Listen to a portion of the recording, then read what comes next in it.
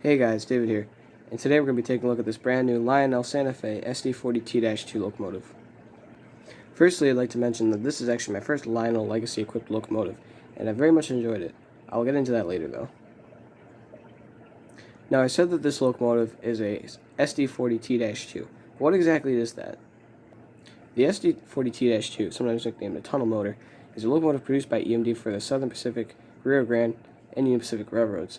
Their main purpose was used in long-haul trains throughout heavy tunnels due to the location of their air intake. The reason for this is that in long tunnels, traditional diesel locomotives, which had their air intakes towards the roofs, would suck up all of the diesel exhaust, creating issues with the locomotives. To solve this, EMD located the air intakes near down the bottom of the hood. EMD's tunnel motor series of locomotives were fairly successful at their job, and therefore very popular for that.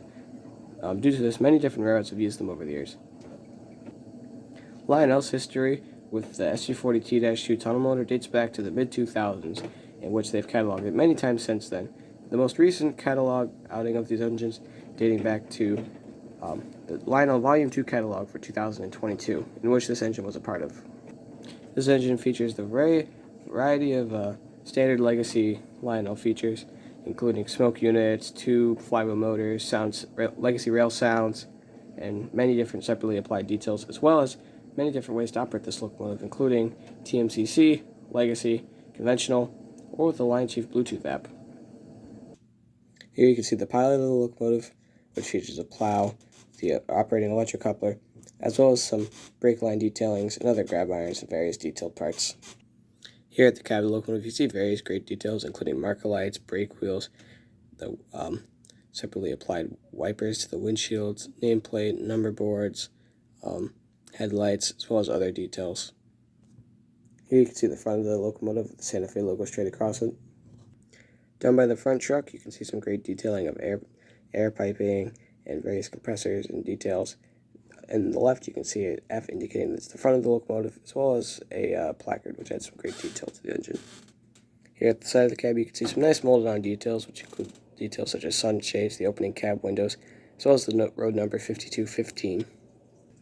The top of the cab shows even more great detail with the air horn, the beacon light, the antenna array, and what I believe is an AC unit.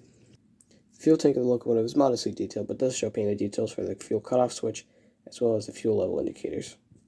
Here now, looking at the long hood, you can see some great details, which include the dynamic brake area, as well as see-through vents, various placards, molded in details, and the handrails, which continue all the way down the length of the body, as well as the Santa Fe type on the body.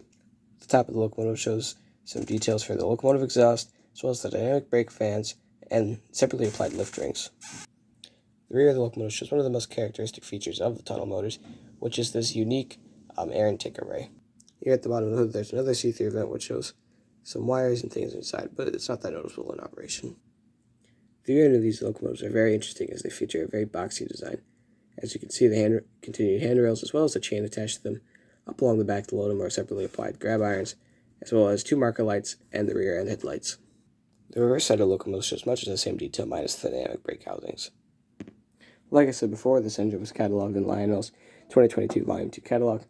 The engines were available in a Santa Fe freight scheme as seen here, a Southern Pacific bloody nose paint scheme, a SPSF Kodachrome scheme in the Southern Pacific livery, as well as a Southern Pacific in a Black Widow paint scheme, a Susquehanna engine, and a very nice looking Western Pacific locomotive.